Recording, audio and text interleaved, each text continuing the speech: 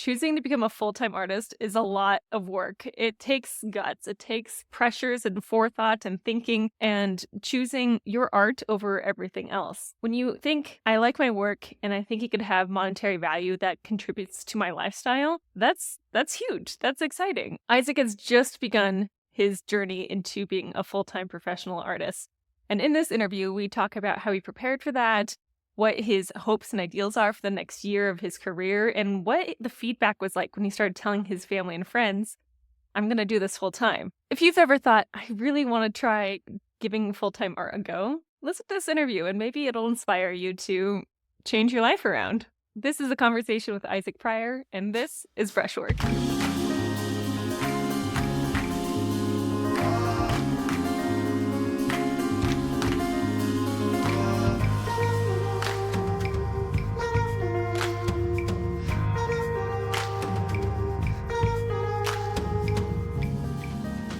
Isaac, thanks for being on the podcast. Thank you for having me. This is great. I've been looking forward to it for a while. I met Isaac on Twitch a few years ago. You were streaming, and I was like, who is this artist doing all this cool line work? I gotta watch for a while. And then we've just kind of been like echoing around each other on the internet for several years. And it's been fun to watch your progress and see what's happening. And now you have the biggest news. You quit your job a week ago. Yeah. Congratulations. Thank you. Yeah, it's scary and a lot of fun. Yeah. Taking the leap to be an artist is like full time. It's terrifying. And I think a lot of artists want to do this and are like, how do I even begin to think about it? So we're going to dive into a lot of topics like that today. But first, I want to know, what was the pivotal moment? What was the significant, aha, now is the time I should do this? What was that for you? I don't know if there's a really good one moment that would define it. It was more like over the last few years, I've been trying to build up to this so I could actually do the thing. And it's more or less just mentally. It's a tough thing to conquer your own fears around this. So I would say it's just feeling confident enough to be able to do this without being like pompous or anything. I do feel confident that I can be a full-time artist and support myself. I've got lots of ways that I can make money. I'm still going to be making jewelry. It's just going to be at a different location. There's actually Nice. 2 jewelry stores in Ames, and I'm going from the one that I was at to Gilger Designs. Nice. Ames Silversmithing was the first place, and now it's Gilger Designs, and they do so much more in-depth jewelry. It's insane. I'm so looking forward to that. That's going to be excellent. Isaac, you've been working in jewelry for a decade, longer? Yeah. 12, 14 years. It's really cool to see your designs within the last shop you were at, and I'm excited to see what you have coming forward. We'll get into jewelry making in a bit here, but I like that you took years to decide to do this, or not even to decide, but to work up to the point where you're like, okay, now I can.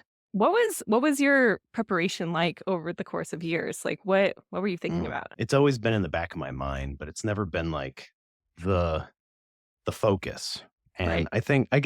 I guess the big thing would be changing the focus from how to, and this is going to sound weird, how to make money doing it versus doing it and making money as the side thing. Oh, totally. Having that, the mindset shift is very different. Because now I'm like, I just want to make stuff. And I had this crazy moment last night where I was just lying in bed, and I have insomnia. It's hard for me to fall asleep any given day of the week. But I was lying there in bed, and I was like, man, I'm the one making the projects now. I'm the boss. I'm the boss. Yeah, exactly. And it wasn't like a, oh no moment. It was more like oh, this could be really fun. So I thought about I want to make a video like start to finish drawing the beginning process and make a post about that before I start it, and like sketches and stuff like that. And then go to during the process and make a video about that, and then another one after, and then have like a nice setup area where I can pan around and show stuff about it.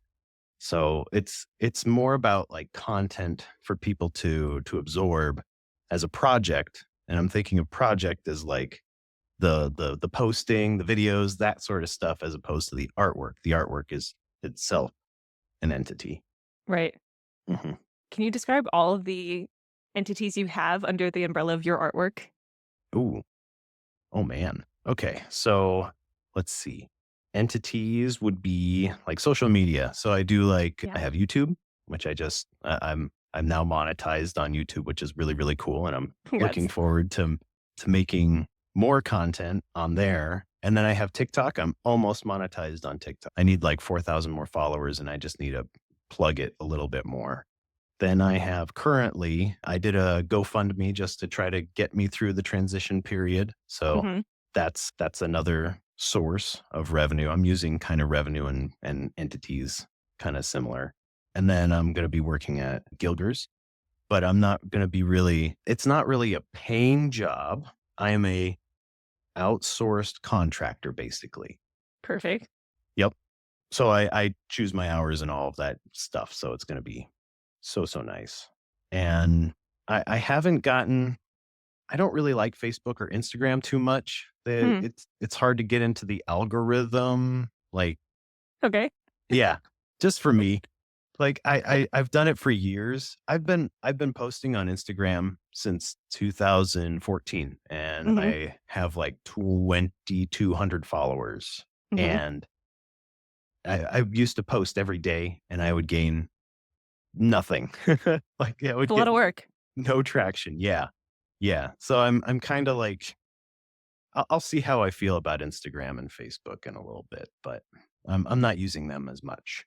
So those are kind of the entities, and then the drawings. If we're counting all of that stuff Yeah. as it as well, then I want to do big pieces like 4 foot by 3 foot, make my own frames, that sort of stuff. So much fun.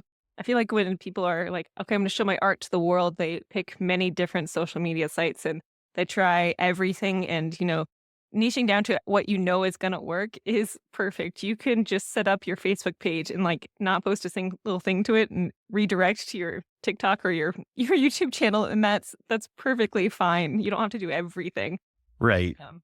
Yeah, it's tough. I have, like, a Pinterest page, and I've posted something to it, and I'm just like, "That's just gonna live there doing its thing until I remember it in 2 years." Yeah. And that's how it works, and that's how great it is.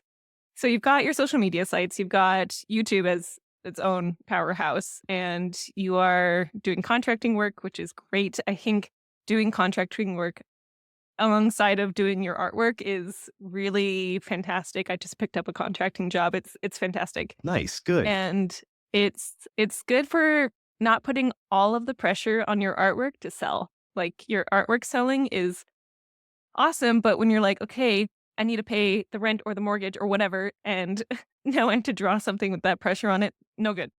No. It's a lot.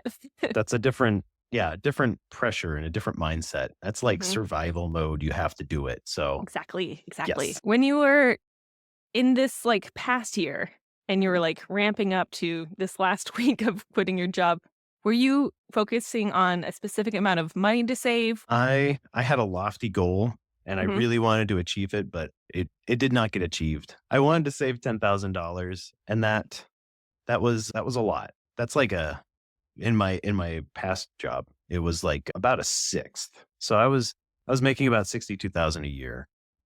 Yeah, so saving that much of it was a lot. So I tried to get as many other things going as possible, but it's I don't again, I don't wanna, like, force it to be a money thing, because in the end, it's not. I mean, it is, but it's not. It's like, you just gotta trust yourself type of thing, and I mhm. know I know if I don't I'm getting older, that's a thing, and I don't have as much energy. So, if I don't do this now, I don't think I'll be able to do it in 5 years or however many years it would take me to save up $10,000. So, Right. it was kind of the pressure of me getting older, having enough mindset, and being able to do this. Yeah. If not I now, when? I love it. right. Yeah. Mhm. Did you make any preparations around your lifestyle before Yeah. you chose this? What sort of things did you change? And what was Uh, it in like the before? in the last 6 months, I have really in the last 2 months, I've been like I've been trying to like cook more and not spend as much. That's You frugal? basically the yeah. Mhm. Yeah. I'm trying to like save, and I have a garden, so I have lots of food from there. Yeah, it's mostly just trying to find ways to save a few dollars here or there. But I'm not canceling my subscriptions yet, so I still have Netflix and stuff. You Right. gotta have your basic stuff to be like entertained. You can't just like cold turkey everything, because then you're not gonna be taking care of yourself. And that's another thing that I've It's been true. working on real hard in the past year is taking care of what's up here, Mhm. 'cause that's very important, and I've neglected it in the past, so I'm trying to be better and kinder to myself and take that time that I need. We love to hear it. You have to feed your brain. When you cancel your subscriptions and, like, when you go, like, cold turkey and you Yeah. cancel everything, if it's something that you are actively, participating in, you're watching things, you're learning things, that's feeding your brain, which is feeding your art, and when you start canceling that, that's, like, the wrong things to be pinching pennies on. Yes, I agree. Did you make any other changes in your life? Not a ton. Hmm. I have had a slight mind shift with my work instead of artwork, I should say.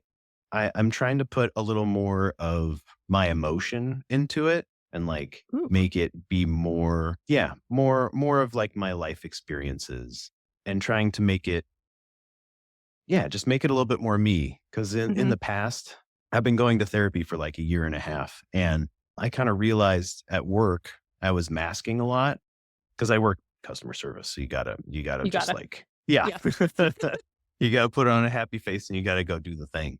And it takes a huge toll to just be switched on and like not yourself all day, every day.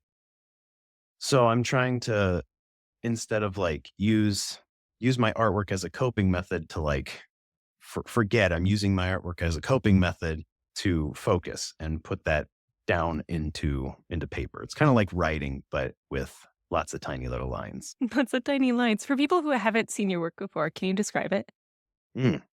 I would say it's abstract line art. So it's a Mm. bunch of lines that converge to meet in certain spots and show depth and dimension by folds and waves and, yeah, open space and negative space to highlight different parts of it.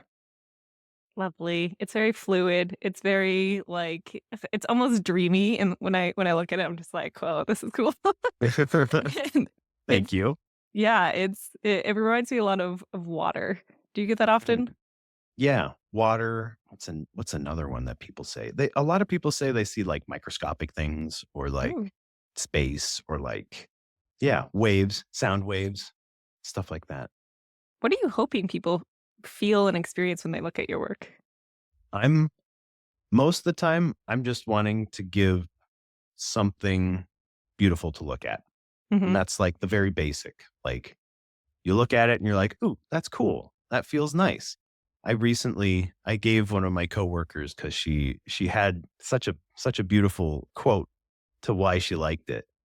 I gave her a piece, and the reason why she liked it so much was it just made her eyes happy, and that's That's enough. yeah, that was enough. So that it felt so good just to hear that, but I'm hoping that with some of my pieces, maybe some of that emotion will be visible, Mhm. and maybe strike a little bit of something in somebody just to get a little bit of that feeling and know. Love that. I wonder in what ways your artwork will improve in this next year now that you have all this so much more time. You're essentially doubling your time when you're not working the day job. Yeah. In what ways are you hoping it'll improve? I don't know if I have any goals that way. I want to Mm, make things just more fluid and more and fold more concisely. Like when I'm drawing, I'm looking at a piece right now, so I'm looking down nice. at this to try to like capture it. I'm trying to make it seem so conjoined that it's effortless. Like it just flows together in a way that where one ends, another begins, and you didn't even know that either one stopped or started. I feel like your pieces are almost they're like mid-movement when you're looking at them, and, like, you just happen Mm. to capture the moment it's stopped for a second. Oh, that's And cool. it's very cool because they seem like they kinda bloom, and at least that's what my brain does when I look at them. It feels like they could just go on forever, like, you could just Mm. keep making them eternally. And as an artist, knowing when to stop because the composition is there and making a move, like, is there a point when you're making the work where you're just like, "This is the end point," or do you have the vision of what's happening before when you draw that first initial line? I would say it's a combination of both. I Okay. have some of them I have a picture in my head, and it never turns out the way that it's in my head. It always changes, and that's probably a common thing with everybody, every artist out Same, there. yeah. Yeah. But I do have to stop myself. I have to put on the brakes from time to time and say, "No, this is complete. If I Mhm. if I go more, it's gonna not feel right. It's gonna be too messy or like too much to look at. Because Yeah. with all these little lines, it can easily get overwhelming." I could see that. Sometimes with my geometric work, it can get cluttered if I Mm, go in too hard or get too much, like, high contrast going on, and I'm like, "Okay, we need to find the subtlety and, like, have intention of where we're doing things," and it's yes. important to know that boundary. But Yeah. that's a just that is a great goal, just, like, mastering that fluidity and mastering where you want things to go and having purpose. That's great. Yes. That's I can't wait to see what your work is like in a year. It's gonna be incredible. You have some videos on your YouTube channel that shows the full process. Those Yeah. are really cool. Y'all, if you haven't watched them, you should check them out. Yes, Um, please. are you gonna do more of those in the future? Like, what's Yes. next for your YouTube channel? I I'm trying to develop where I wanna go with it. So, I think I'm gonna do more of the full video process, like the one that I'm working on right now. I want a better camera, but I gotta wait a little bit longer to purchase that. But I'm using my phone, which can take high definition video. So, I just stream it through Great. my computer and record through that, and I'm really curious how it's gonna look going from phone to computer just that way. But I'm recording this one, and I think I've got, like, 6 hours of it currently, so Cool. cutting it down is gonna be a challenge, that editing. I really do wanna do more tutorials. People watch those a lot, and Yeah. I get so many comments on that, like, "This was so helpful," and I really do like helping people a lot in that aspect, so I wanna do more tutorials, maybe on color. I don't know where I wanna take that one, but I do wanna do more tutorials. Tutorials are great, and if you have a couple of, like, hits, like, you should you should keep making them because people clearly want them, and that's Yes. a great place for an audience. I I love watching tutorials on YouTube. I feel like I learn so much just, Oh, like, in yeah. action. Like, I can read a blog post on how to do something, but I'm just like, "But how?" But, like, Yeah. when you watch a video, you're like, "Okay. Yeah, I get it." Yeah, if And, I can see it, I can do it, that sort of thing. exactly, exactly. Yes. Oh gosh, that's fun. Are you gonna do any collaborations in the future maybe, or is there any, like, big aspirations you're hoping for? Collaborations, I haven't reached out to anybody Mhm. yet, but I think that would be really, really fun getting different styles because my work could be background. It doesn't have to be the focal point. I've seen it used as background, and it is really, really cool. Like there mountain scenes and stuff like that, and like an Yeah. animal in front or something like that.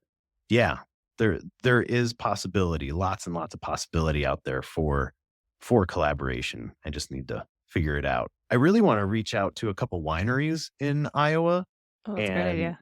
ask them if they want a label because I would totally be down for that. Some of my favorite advice I got when I was first starting out as, like, a professional artist, I was like, "Okay, how do I do this?" And they're like, just reach out to people, like cold email people, someone's gonna bite. And it works. You've done collaborations then, like with who or what company? What did you do? Yeah, I did some I've done plenty of online content collaborations. I've done things on Twitch is the easiest where I'll stream with somebody else and we share an audience and that's really fun and Mm. or I'll find someone who does something completely different. And one time I gave a horror content streamer a art lesson through Twitch and that was Oh, hysterical.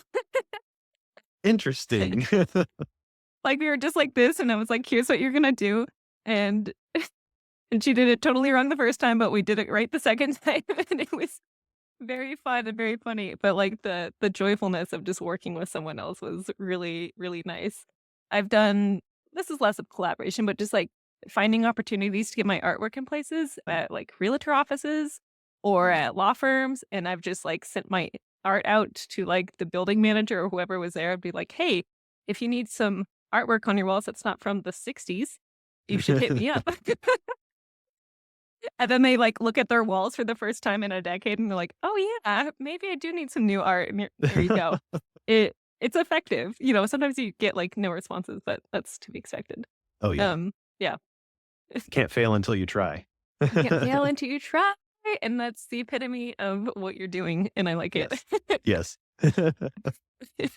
Are you planning on selling your artwork on your website, or are you trying to get representation? Tell me about that. Yes. I totally I don't know why I forget about my website, but I I've been forgetting about it so much. It's out of sight, out of mind. Mhm. ADHD just like you can't see it. It doesn't exist. Right. Yes, I have goals to and that's like I forgot about it all this week. That was like my passive thing to do in this week off Right.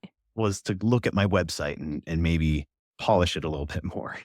Yes, I wanna put my artwork up on my website, and I wanna Mhm. make prints. I was thinking about doing, a print on demand service. I have a Love Printify it. account, and I wanna link those 2 and make stuff through there, but also I wanna 'cause that's I find that Printify might be a little lower quality than what I like. So, I also wanted to have, like, a switch side where it's like, you spend $10 more, I'll print it, I sign it, I send you a card and all of the fun stuff in it as well, just to be just to get the paper that I want and use the printer that I want and that sort of stuff, and Like be able to something sign it. That's another big one. I would like to sign all of my prints, but if I'm going through Printify, that's not gonna happen. It's not gonna happen. I use Printful for my prints, and I Mm, find their quality is excellent. And the trick is, if you want your work signed and you're not there to hand sign it, you should do a digital file of your signature and mm, put it into the print, and that's the quick, easy way of doing it, but for an actual signature, yeah, you should have a premium 'cause yes. you ship it twice. Right, exactly. Mhm, mhm, and yeah, the print on demand companies have gotten really good over the last couple of years, and, like, the products are getting better and the quality is getting better, and oftentimes, I find that artists they, like, look at them and they're like, "The quality isn't enough," but I think the terms that these print companies are using are not artist terms, and so Mm, instead of saying this is a cliché print, they're like, "This is a high quality matte print," and you're like, I'm looking at the descriptions and these are the same thing, right? So you yeah, have to, like, look out for things like that because they're talking to people who aren't normally artists. yes, that is true. But that'll be fun to have some work on your shop and selling it, and Mm. I can't wait to see what you got going on. You've done jewelry making for so long, side by side of your art. Do you think one has influenced the other? In the beginning, yes. I did wire wrapping in my basement for a while, and those were me. That was my style. Yeah, That was it. And then I started working at AIM Silversmithing, and they kinda made it they wanted me to make what they made, and that wasn't me, which is that's your oh employer, yeah. right, exactly. And so I kinda gave up on that, and I would throw little bits of wire wrapping here or there or stuff like that, and people like it. Like, it's intricate, it's detailed, it's very reminiscent of what I draw. So, I haven't done it in a long time, and I would really like to do that again and make it Yeah, make it more me. Make it feel like me. When I first learned that you did jewelry, because I met you through art first, like that's how I first saw your work. I was like, I know this guy has done wire wrapping jewelry. Like you see your work here, just like I know he does. And my next question is, are you going to return back to it? So I hope you do, Yes. because I think it'll be really cool. Now you have, years of experience to make it even better. I think it's sold on Yes. your website or through your new Yeah. shop. I don't know. It'll be at the new shop, but I'm gonna Hmm. make posts about it. And I might see because we haven't even hashed out the details of things like Yeah. totally yet since I haven't started it. But like if I post it on my website, Hmm. then it could still be the same thing, like a commission for me, Hmm. a commission for them, and we all win because that's Hmm. that's what I want. So But cool. yeah, yeah. The possibilities with and they're gonna at Gilger's, they're gonna have my artwork up on display Oh, because they have a fun. little gallery area. Yeah. So I'll be able to have both in the same spot. That's the greatest setup. Just like, oh yeah, here's my artwork in the shop that I also work at sometimes. Like, it's so Yeah. good. Yeah, exactly. It's gonna be a really, really good beneficial situation for everybody.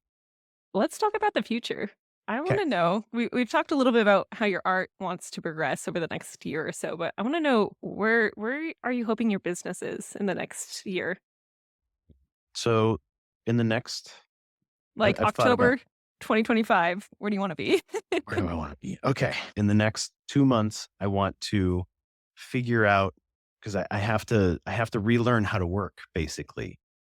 Because I've been doing the same thing for 10 years. It's very regimented. This is how Yes, it goes. This is when I get up, that sort of thing. right. And now it's like I'm the boss. I don't sleep. I I get up when I want and Hmm. then I be kind to myself.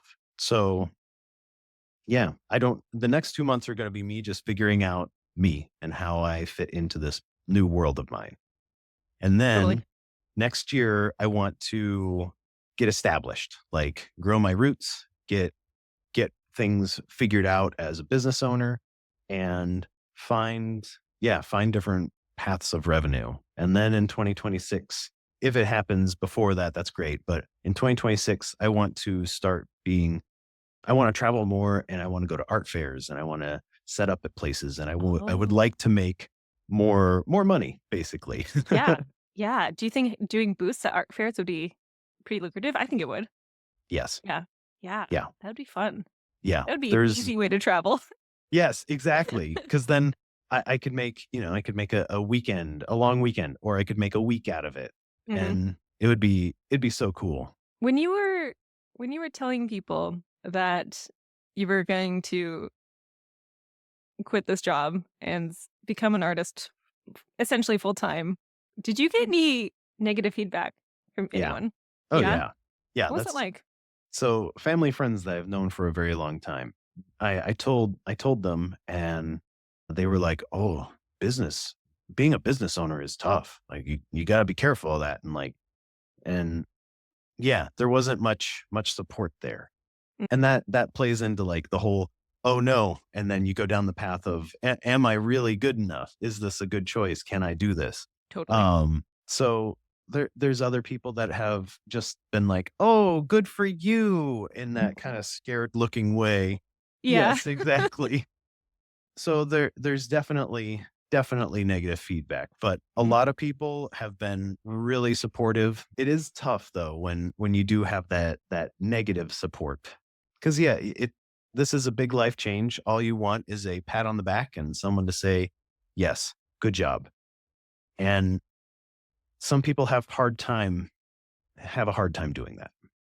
I think it's really common for people to receive this feedback, even like going and trying to become an artist at all, like going to art school and getting all this negative feedback. And it's negative and it definitely comes from a place of love. People are like, they're worried about you and they want you to be comfortable and happy and successful, but don't Yes. understand the draw of making art and then wanting to sell it and like make it a business. And Oh yeah. it's tough. It takes guts. So Yeah. congratulations. Thank you. And it takes perseverance and it's like it's not going to be easy. Working in jewelry is not easy. So like Yeah. you know it and Yes. I yeah, you're going to do great. Was there Thank you. any advice anyone gave you that you thought, oh, this is actually great and I'm going to take it forward? Ooh, advice. I would say the best advice that I got was just just take care of yourself. Hmm. Really, that's it. And for me, taking care of myself is doing this. Yeah. In my artist statement, one of my most important paragraphs is I don't see creativity as a choice. It's in everything that we do as humans. It's just how we roll. Hmm. And to be able to do what you have chosen or your gifts, your talents, to be able to do that for a living, it's not a choice. It's just like breathing. And it's just how you go. I'm relearning when to go to bed and when to wake up and eating habits. You don't think about a lot of this stuff, but it is drastically changing and it's very weird. It's very weird. You've been revolving your life around something that's consistent, and now it's around something that is bright and shiny and new and wobbly.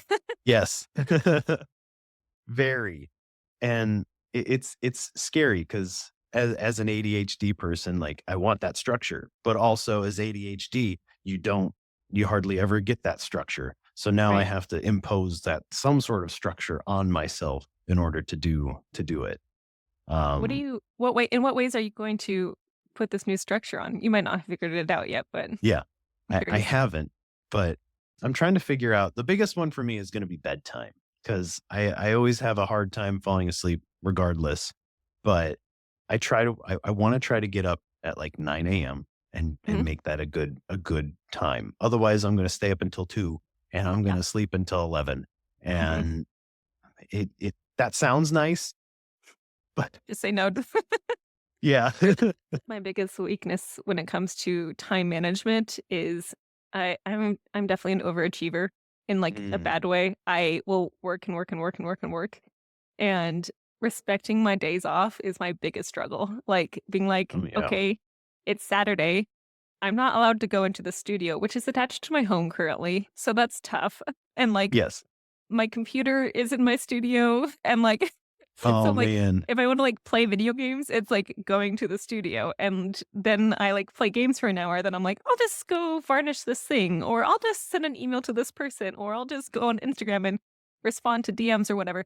And it's tough to have that discipline to stop and like setting your own parameters for that. So having a 9 a.m., okay, that's like we're waking up no matter what, and then, like, a bedtime, it's a great place to start because it's gonna frame your day.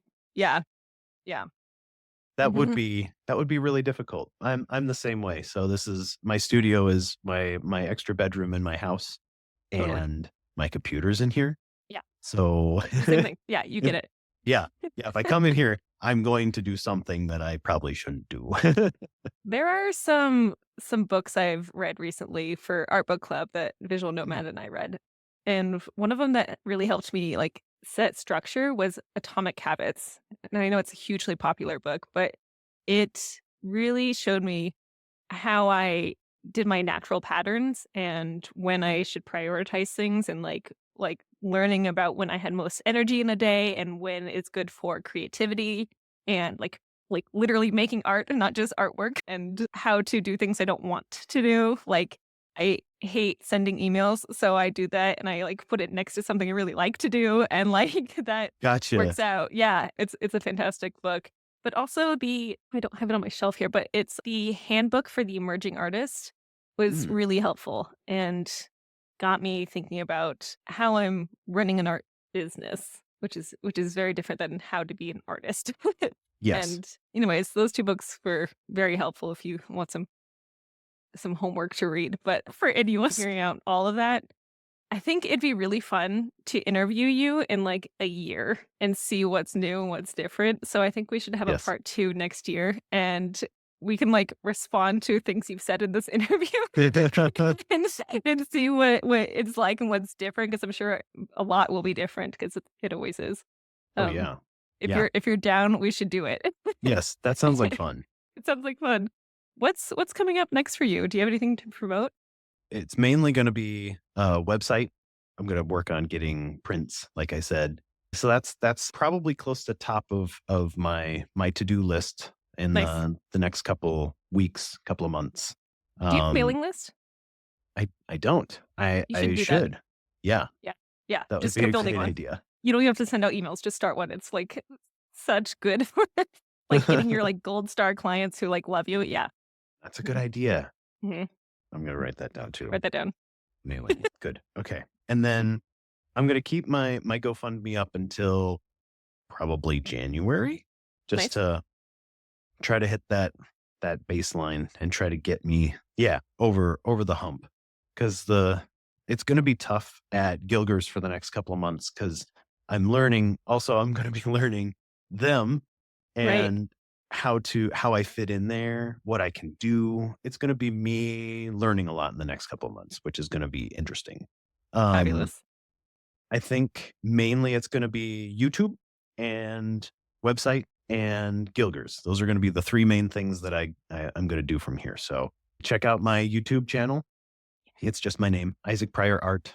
That's all of it, everywhere: Facebook, Instagram, YouTube, TikTok, everywhere. So it's really easy to find me. I have a cat in my lap. I'm sorry. He's wanting out. Cat tax.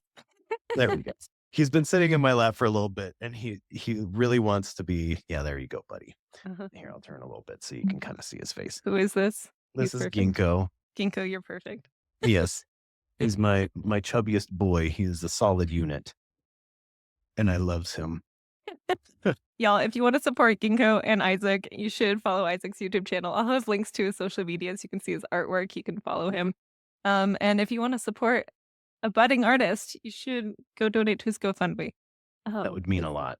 It All would of be it. helpful. Mhm, Yes. mhm. All right. Well, Isaac, thanks for being on the podcast. Yeah. Thank you for having me. This has been a blast. It's been great. Goodbye, everyone. See you later. Bye.